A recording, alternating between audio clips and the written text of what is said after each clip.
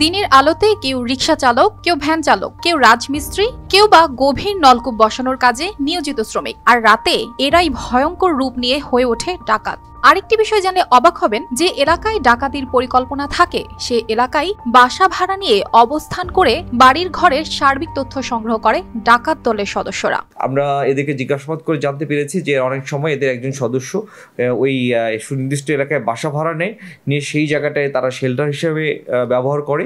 গত 4 মে ঢাকার নবাবগঞ্জের নয়নশ্রী ইউনিয়নের বড়গুল্লা গ্রামে রবার্ট চার্লস জনি ডি ক্রুজের বাড়িতে ডাকাতির ঘটনায় মামলার সূত্র ধরে অভিযানে নামে পুলিশ। 19 জুন বুধবার রাতে গ্রেফতার করা হয় এক নারীসহ ডাকাত দলের 5 সদস্যকে।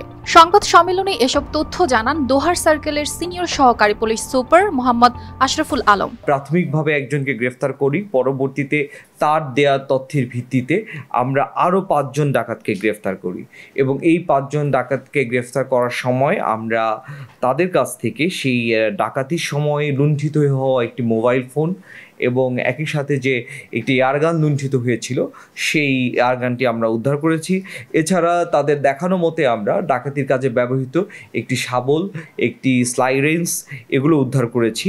বিভিন্ন এলাকায় বাসা ভাড়া নিয়ে ডাকাতির পরিকল্পনা করে ডাকাত দলের সদস্যরা। তারা ফরিদপুর সহ দেশের বিভিন্ন এলাকা থেকে দোহার নবাবগঞ্জে কাজে এসে ডাকাতির মতো ভয়ঙ্কর অপরাধ ঘটাচ্ছে দলের সদস্যরা। তাই অপরিচিত কাউকে বাসা ভাড়া দেওয়ার আগে ভালো করে যাচাই করার বিষয়টি উল্লেখ করেন এই পুলিশ কর্মকর্তা। এই ডাকাত দলটি এরা মূলত হচ্ছে ফরিদপুর কেন্দ্রিক, বিশেষ করে যদি আমারও সুনির্দিষ্ট করে বলি সেটা হচ্ছে নগরকান্দা, সালথা এই এলাকাগুলো ভিত্তিক ডাকাত দল। এরা এই এলাকায় বিভিন্ন কাজে আসে। দোহার নবাবগঞ্জে অনেক সময় দেখা যায় যে এরা রাজমিস্ত্রি কাজ, পাইলিংয়ের কাজ, কখনো ভ্যান চালক, কখনো হচ্ছে গাড়ির ড্রাইভার, এই বিভিন্নভাবে পেশায় অজুহাতে এরা বিভিন্ন জায়গায় আসে এবং এরা একটি সংঘবদ্ধ দল এর সদস্য। আমরা এদেরকে জিজ্ঞাসাবাদ করে জানতে পেরেছি যে অনেক সময় এদের একজন সদস্য ওই সুনির্দিষ্ট এলাকায় বাসা ভাড়া নিয়ে সেই জায়গাটায় তারা শেল্টার হিসেবে ব্যবহার করে।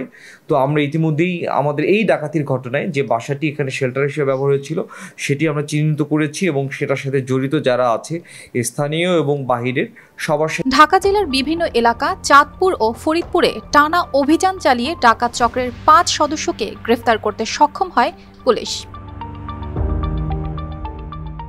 News desk, RTV।